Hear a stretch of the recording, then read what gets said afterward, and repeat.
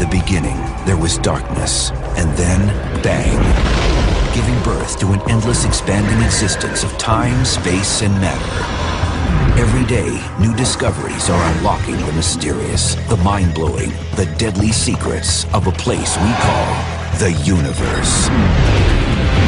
The past and the future, the ultimate vacation destinations. But are they within reach? They could happen within a few years or a few decades.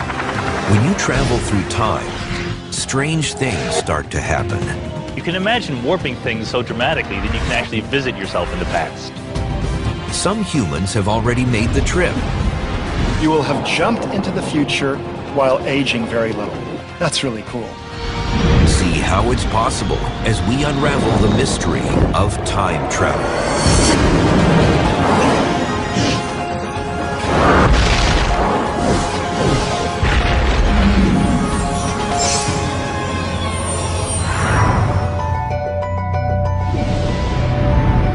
Of all the riddles of the universe, time travel may be the most perplexing. Time itself has a lot of fascination for us, and so we end up thinking of ways of cheating time and things like that, going back in time, changing things. Time travel could involve going back in time or speeding into the future. But for the moment, every one of us is frozen in the present.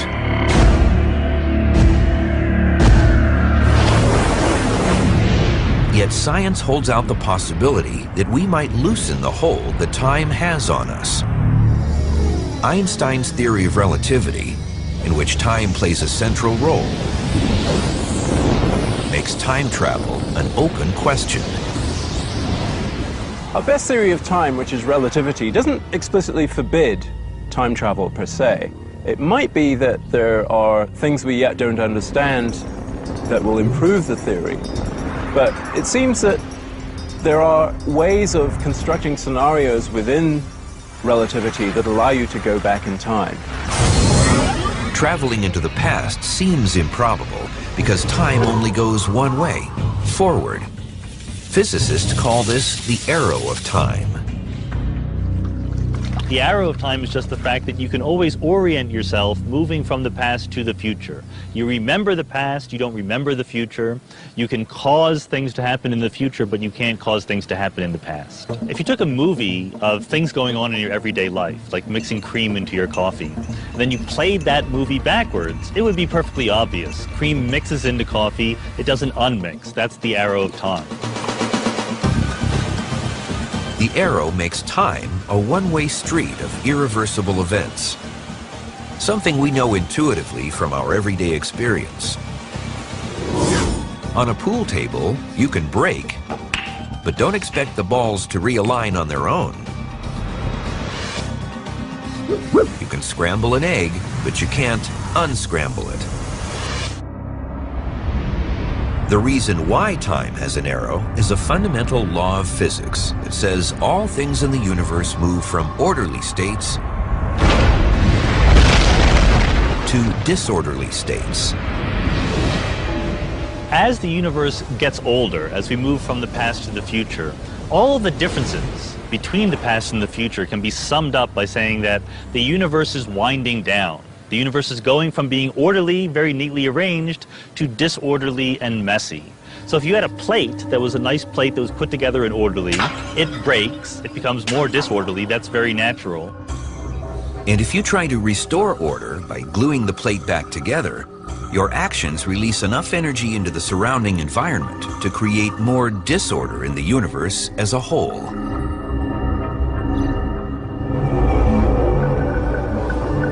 But the arrow of time can be bent in extreme conditions. It all goes back to Einstein's theory of relativity. Einstein showed that the gravity of massive objects like planets, stars, black holes can actually cause space itself to bend. More amazing than that, he showed that space and time are actually linked into a single something he called space-time. This means that whenever space is warped, so is time. And nothing in the universe can bend space-time more than the supergravity of a black hole. So you can imagine the gravitational field is so strong that space and time curl back on themselves. And you can start at one point, go forward in time, and come back at the point that you left. When the arrow of time bends around to meet its tail, it creates an endless loop in which the same events happen over and over. So if this is time curling back on itself, and the universe just repeats itself over and over again, every moment in time would just repeat an infinite number of times. An endless loop would become pretty frustrating for anyone. But suppose a time traveler can land in the past without the constant repetition. In that case, there are other roadblocks. The most perplexing are the inconsistencies or paradoxes that pop up when we start meddling with the past. A famous example of the kind of inconsistency you can get with time travel is called the grandfather paradox. And this is where someone goes back to the time of, for example, their grandfather. So imagine that I go back in time with a time machine and meet my grandfather in 1937. He's just about to go on a blind date with my grandmother. They've never met before. But actually, I convince him not to go on that date. He's actually interested in the races, and so I tell him that there's an exciting race with Seabiscuit that's coming up at the Santa Anita track. And so we go off together to that race. He never meets my grandmother. So what happens to me? How is it possible that I could have been born and then been able to go back in time, meet him, and stop myself from being born? So there's an example of an inconsistency. It's a loop in time that really doesn't make sense. But if time travel is possible, nature must have a way around the contradiction. One thing that physicists are quite certain of is that the universe ultimately makes sense. In all of physics and all of science more generally, consistency, self-consistency, common sense, if you like, is something that is a fundamental principle. Physicists have come up with at least 3 ways that nature might act to prevent time travel paradoxes. The first is simple. Nature prevents paradoxes by making time travel into the past impossible. In other words, it can't be done. A different alternative is the strange idea of multiple universes. One way of dealing with travel back in time is to say that you actually enter a different parallel universe after having made the journey back in time. So you don't affect the history of the universe from which you came. In effect, anything that can happen will happen. But the way it happens is by entering a parallel universe. Pretty bizarre thought. A third solution to the paradox problem is the notion that if time travel is possible, you just won't be able to change the past when you get there. The science behind this can be illustrated by reducing the problem to the simplest situation you can think of. For example, balls on a pool table. Let's set up a pool table that's like a time machine. If a ball enters one pocket, it travels through a wormhole and can exit another pocket before it entered the first pocket. So it's a time machine. So now suppose the ball really does go through the first pocket, emerges before it entered, and then hits itself before it entered the first pocket.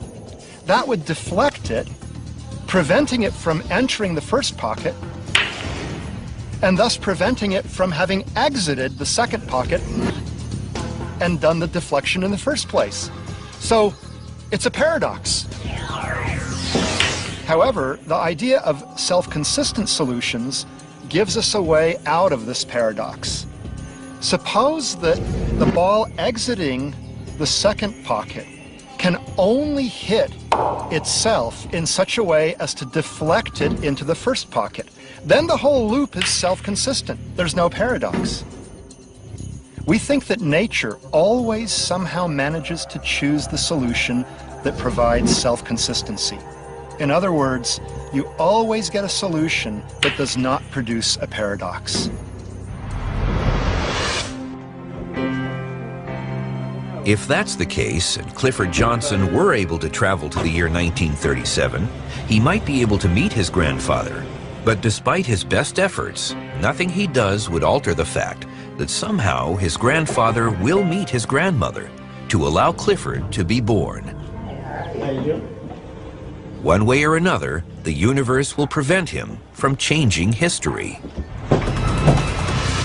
But we don't have to worry about paradoxes when we travel forward, taking the arrow of time into the future. Traveling forward in time is the easiest thing in the world. Every minute, you move 1 minute forward in time.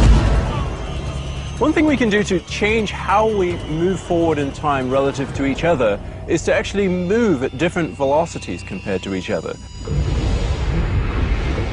A time machine that takes us into the future is based on Einstein's discovery about time and speed. The faster you move in space, time, for you, slows down as compared to people standing still. And as mind-bending as this seems, it's actually been proven by experiments.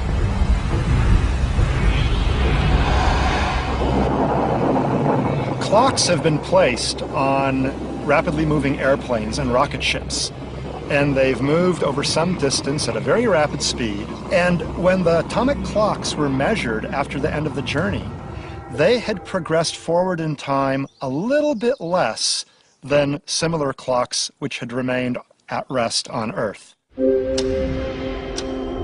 effect is called time dilation, and we can use it to travel into the future. In fact, it's already been done. Russian cosmonaut Sergei Krikalev has logged more than 803 days in orbit, traveling 17,000 miles an hour, making him the world's record holder in time travel.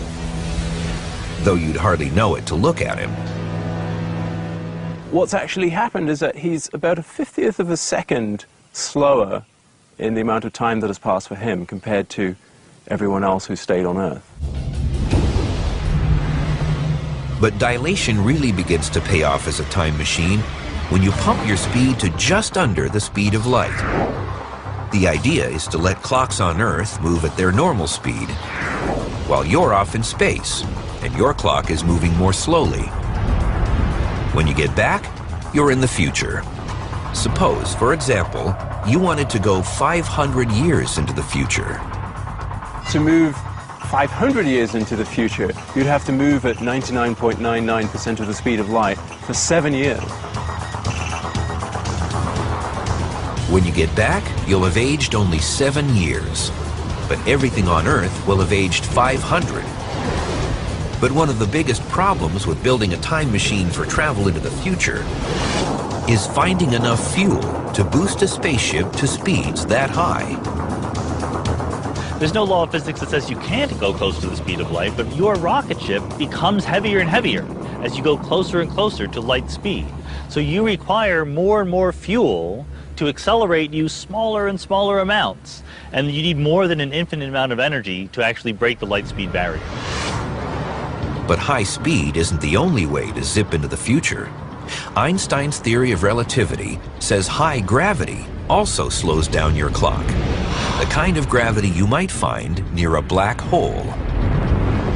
Let's say you're in a spaceship and you go and you park yourself just outside a black hole for a while.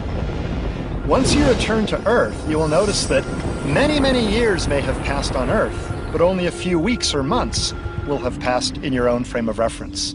You will have jumped into the future while aging very little. That's really cool.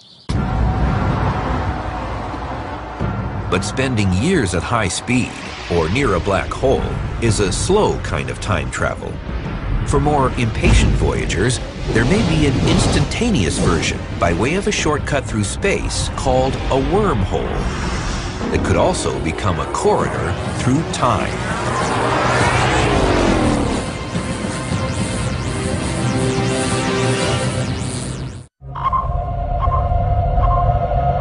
To conquer time travel, we have to tread a long path that takes us through bizarre theories, and incredibly complex technology toward a goal that will one day make starships into time machines.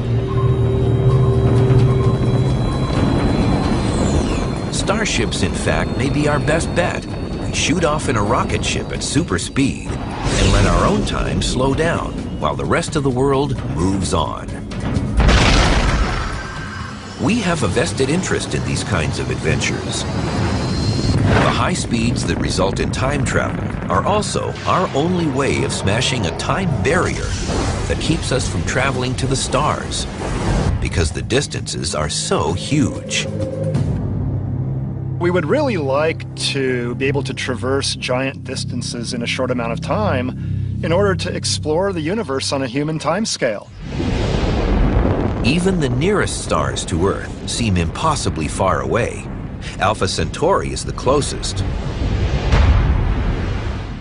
But in this case, close amounts to 4.3 light years away, 25 trillion miles. 100 million times farther than the moon. Today's speediest rockets would need 80,000 years to get there, so the challenge is to get there faster. But if we're going to use high-speed star missions as our way to get to the future, it still doesn't satisfy our dream of getting there in a flash. Achieving time travel by moving fast and so slowing your clock down relative to everyone else is a way of achieving time travel. It's a little bit like Rip Van Winkle did by going to sleep and then waking up later and it's the future. But some might think of that as cheating in a way. It's not really the time travel that we think of, where we perhaps go through a portal or flick a lever on a machine and then end up at a different time. Physicists did important theoretical work on instantaneous time travel in the 1980s, while helping Carl Sagan, who was writing his novel Contact. The book imagined space travel faster than light through a corridor in space called a wormhole.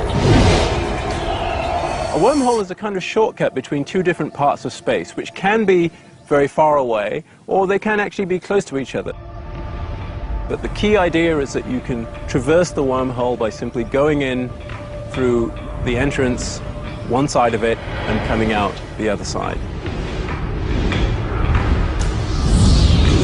In Contact and many other science fiction scenarios, wormholes are used as tunnels to travel huge distances across the universe to other stars. But a wormhole with openings close together is a much better starting point for a time machine. Suppose I have a wormhole right next to me. If I put my arm into it like this, it would emerge over there. A wormhole is a great ingredient for constructing a time machine. A wormhole time machine would use the same Rip Van Winkle trick as the very fast spaceship. Super speed makes your clock slow down, while everyone else keeps on going.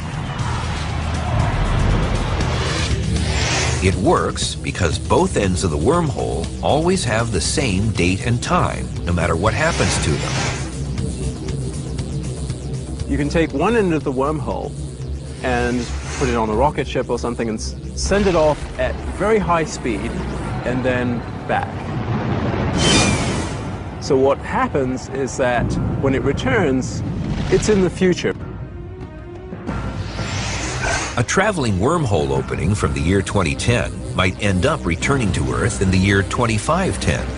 Because its clock was so slow, it aged very little, while the rest of the world aged 500 years.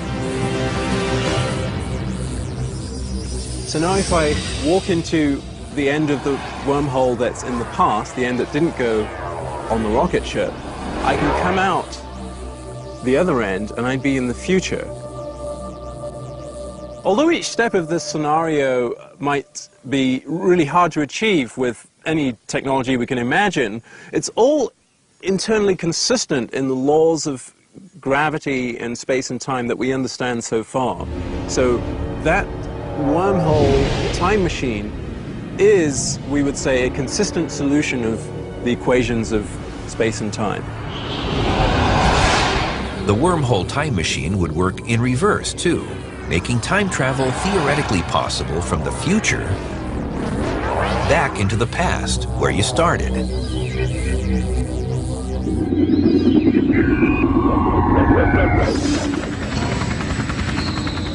Well, let's face it, most people are interested in the idea of going backwards in time because they want to fix things. The interesting thing is, though, that we can, using the laws of physics, at least explore what it would be like to travel backwards in time. And although we're preoccupied with time machines, it may be that time travel is possible through wormholes that are natural in origin. Another possibility, if we can't make time machines, is that maybe nature has already made them, and we just have to discover them. What could have happened is that in the very early universe, the nature of space and time was already twisted up in such a way that some of that got frozen in, leaving time loops that we might be able to use as time machines sometime in the future. So it's an interesting possibility that we don't actually have to create these things. But what if we are left to our own resources? Can we build a time machine at all? If theory says a wormhole is the way to go, then what does it take to make one? Wormholes are speculative ideas. We can write down the equations that describe them. We don't expect to bump into one in astronomy or anything like that, but we could be surprised. Where we do expect wormholes to exist is at the sub-microscopic level, where space and time are fluctuating wildly. So what people imagine is somehow capturing a microscopic wormhole and growing it to a larger size. We don't know if that's possible. We have no idea how to do that, but that's probably what it would take if you wanted a big-sized wormhole. The technology we need to manipulate a wormhole may seem impossibly remote. But for those willing to let their imaginations roam, there's a glimmer of hope in at least one place. It's where space, time, and the nature of existence itself meet in head-on collisions inside the biggest, most complex machine ever created by man.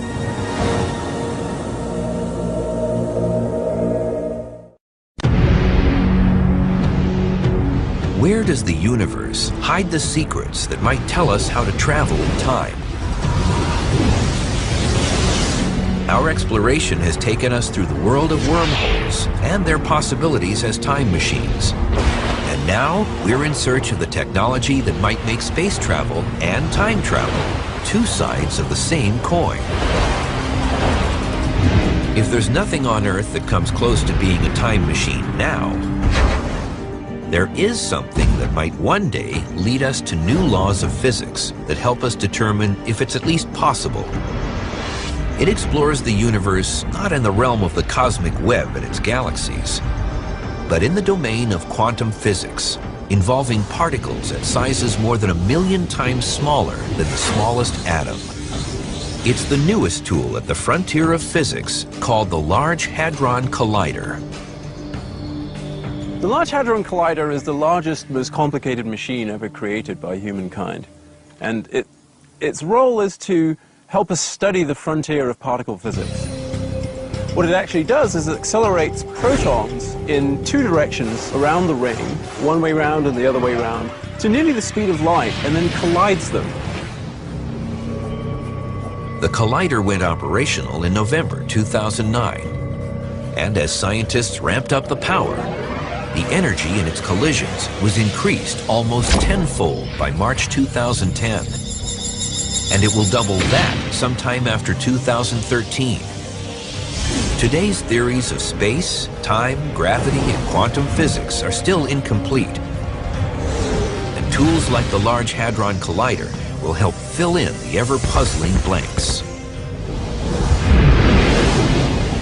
This is where we expect that if there's some missing physics that we need to understand space-time in a way that will tell us whether time travel is possible or restricted in various ways, this is where we expect the new results to come from.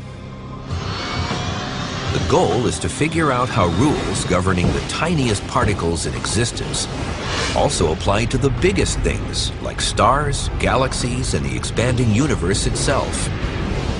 Without understanding this, building a time machine might be harder than trying to build a radio without knowing about the existence of electricity.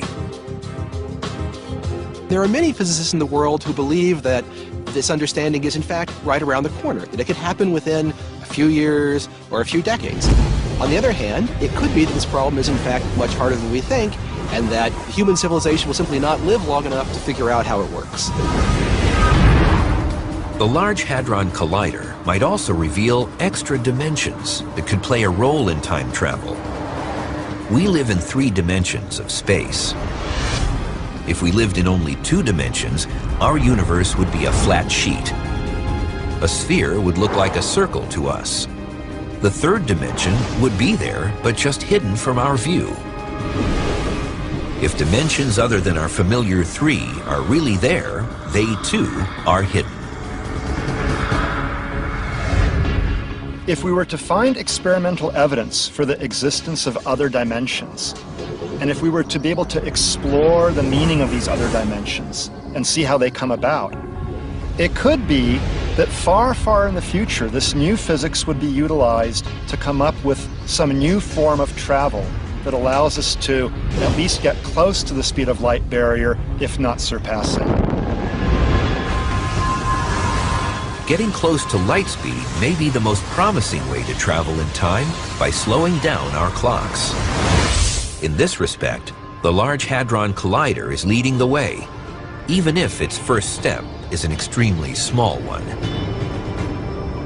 The Large Hadron Collider is 17 miles around, and it accelerates protons to nearly the speed of light. If you wanted to do that, but with human beings, a rough calculation shows you'd have to scale it up to 1,000 light years around in order to do the same thing.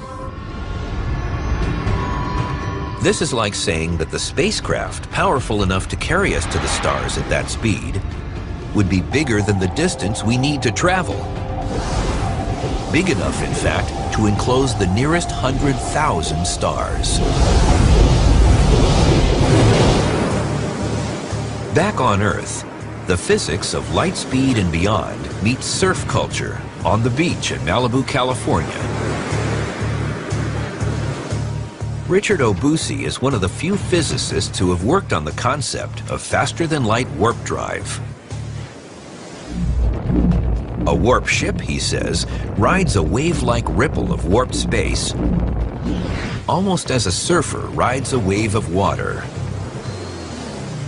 A great analogy is with that of a surfer riding a wave of seawater. So just as the wave behind it sort of rises up and pushes this surfer through the ocean, I think it's a great analogy with how a spacecraft is mutually pulled and pushed through the fabric of space. The idea is based in part on the fact that space in the universe is expanding. If we can make it expand at will, we may be able to propel a warp ship. We make space expand behind the ship and make it contract in front. The wave of warped space moves through the universe faster than light, while inside a so-called warp bubble, the ship is a passenger, never violating Einstein's rule against exceeding the speed of light. While warp drive is mostly science fiction at this point, there is some physics behind it. Mexican physicist Miguel Alcubierre worked out the complex math to support it in 1994. Unfortunately, there's nothing in the math that tells us how to do it. And though most scientists have major doubts, not all the skeptics are writing off warp drive completely. Warp bubbles may be impossible, they say. But what about super advanced beings building faster-than-light warp drive bullet trains to the stars and through time?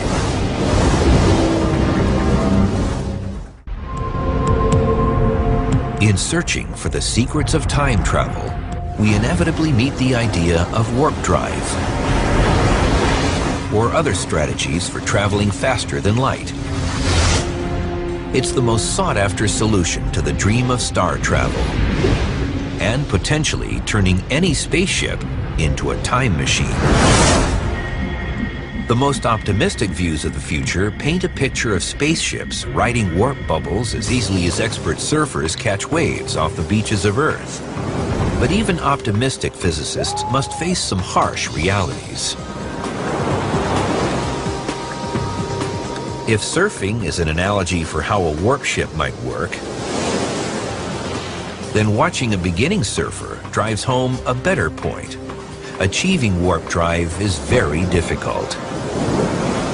This morning, I had my first surfing lesson and had this idea that in some sense we were going to be able to manipulate in some sense nature, and that I was going to be able to ride this wave, and it was going to carry me at great velocities across the ocean. But the reality is that the ocean manipulated me. It was far harder to control than I originally anticipated.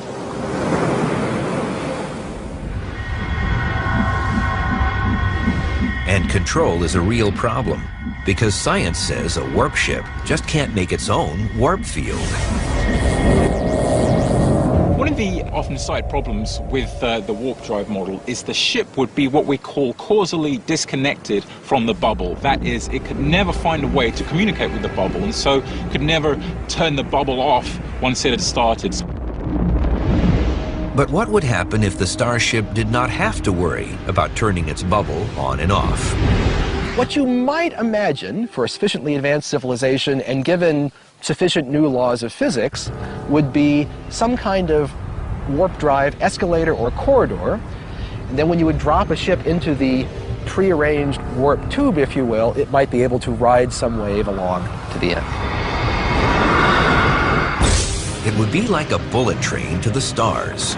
Its passenger cars might travel faster than light, but whoever invents it would need thousands of years at sublight speeds to build it and use more energy than we can imagine.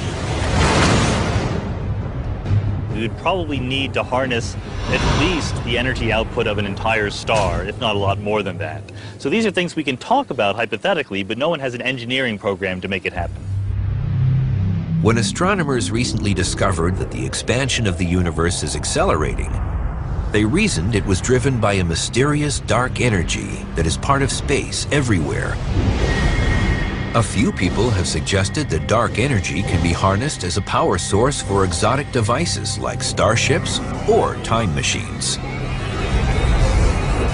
We don't really know what the dark energy is, so it's not clear that we will never be able to harness it. However, the leading models suggest that it's either a property of space itself that can't be changed, or some sort of an energy field which is of such low density, there's so little of it per unit volume, that harnessing interesting amounts of it will essentially be impossible. The bottom line when it comes to warp drives, wormholes, or time machines leads many scientists to reject them out of hand. Can we be sure that they're right? Though we think we know a lot about the universe right now, and we do, there have been many times in the history of physics when we've been burned by having too much of a self-assured sense of knowing it all. There really are laws of physics that we can't violate. But there's also technology. You say, well, this is just too hard, we'll never be able to do it. And there, when scientists say things like that, they're almost always wrong. It's much safer for us to say, here are what the laws of physics allow us to imagine doing. Hopefully someday in the future, we'll build the technology that makes it happen.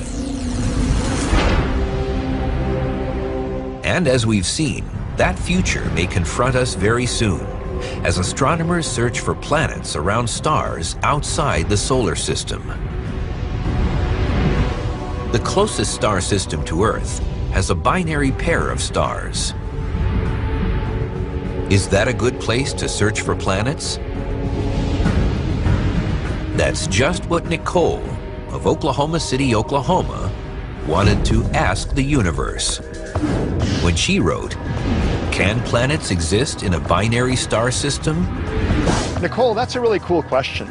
It turns out that a planet in a binary system can orbit either one of the two stars very closely, or it can orbit both of them from very far away, but it can't orbit among them. It can't do a figure eight among them, for example. That trajectory is unstable, and the planet would quickly get ejected. We may be on the verge of discovering an Earth-sized planet around one of the two stars in the Alpha Centauri system, the Sun's nearest neighbor. It would be a more compelling reason than ever before to explore the exotic science of high-speed space voyages and the time travel that goes with them.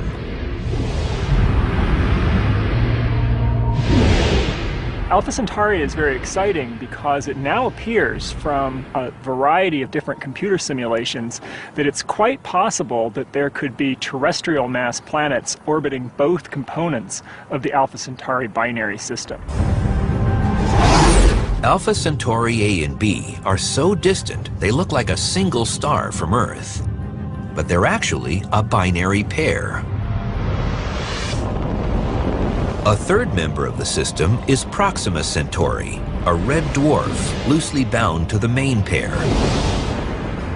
If you're sitting on a planet in the Alpha Centauri A system or the Alpha Centauri B system, Proxima Centauri wouldn't even be visible in your night sky. It's that dim. Alpha Centauri A and B orbit around each other. At their closest point, they're about 20% farther than the distance from the Sun to Saturn. At their farthest, they're 20% more distant than the Sun is from Neptune. Each has a habitable zone similar to the Sun, where life-bearing planets could exist. And that, after all, is a holy grail in astronomy. Well, a trip to the nearest stars, for example Alpha Centauri, that we can do within our lifetimes would be immensely exciting. One of the great goals of science is to find life elsewhere in the universe. What better place to start, other than our solar system, than the nearest star?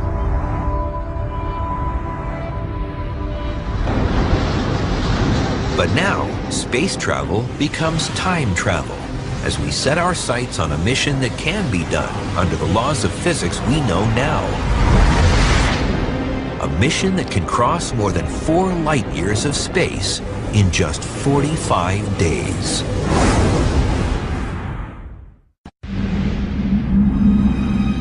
Our quest to unravel the mysteries of time now point us again to Alpha Centauri, the Sun's closest neighbor. It is the most likely first destination for a starship from Earth. A starship whose mission cannot avoid a component of time travel. We have no idea what kind of technology would actually take us from here to Alpha Centauri and back. Therefore, we might as well be optimistic and say that we just move at 99.99% the speed of light all the way there and then all the way back. The ship seems surprisingly small for one that has to make such a long trip. How can it hold enough supplies to support a crew for the duration? It can, because it is not only a starship, it is also a time machine. It would take about 8.6 years because Alpha Centauri is 4.3 light years away. But to the people on the ship, it would take less than 2 months. It would take about 45 days because they're traveling close to the speed of light. The astronauts would also have to overcome the problem of killer acceleration in quickly reaching the speed of light. Otherwise, they'd have to speed up slowly, adding time to the total trip. Alpha Centauri is the go-to destination for Earthbound beings hoping for a toehold in star travel. It's no accident that James Cameron chose it as home to his fictional moon Pandora in the movie Avatar. The reason we would go to Alpha Centauri has to do with today's intensive telescope search for Earth-like planets around Alpha Centauri B, one of 2 stars in the system's main binary pair. Alpha Centauri B, it turns out, is by far the best star in the entire sky for searching for low-mass Earth-like planets. But to carry out that kind of search requires a very dedicated effort. It's not something that you can accomplish in a few nights at a telescope. It's hard enough to separate the two main stars of Alpha Centauri in a space photograph. Trying to see an Earth-sized planet around one of them is, at the moment, impossible. The best shot we have is to find the planet by the wobble method, detecting a star's subtle back and forth motion caused by the tiny gravitational tug any planet would have on it. Like time travel, it seems almost undoable. The back and forth wobble that we need to detect is incredibly small.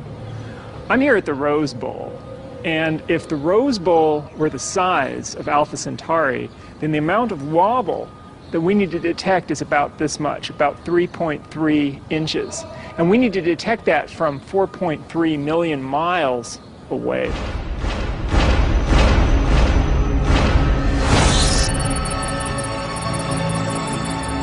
Alpha Centauri B is slightly smaller than A, and the planet hunt is concentrated there, mostly because a smaller star will show more wobble and detection will be that much easier. In 3 to 5 years, we should have an answer. I think that if we were to discover that there's an Earth-mass planet orbiting the very nearest star, then there would be a great deal of excitement to somehow either build a large telescope to try to observe that planet, or perhaps in the far future to design a mission that could actually go there. With the goal of our time travel quest identified, we can imagine our spacecraft in Earth orbit about to leave on the first mission to Alpha Centauri. The ship's high speed propels it into time machine mode, slowing its clock so its passengers approach Alpha Centauri in 3 to 4 weeks. Seeing things up close, no human has ever seen before. First up, a stellar flare from the red dwarf Proxima Centauri. On the outskirts of the triple system, it is the closest of the three to the Sun. Proxima Centauri is prone to these sudden outbursts that can cause it to brighten up by a factor of 4 or 5 over the course of just a day and then fade back just as quickly. So you might be in for some real fireworks as you pass by Proxima Centauri. As we come within the triple star system, we might imagine swinging past Alpha Centauri A and using gravity assist to send us in a direction of Alpha Centauri B. The sister Earth of the ship's destination is the ultimate goal, and the travelers will be anxious to explore it and search for life.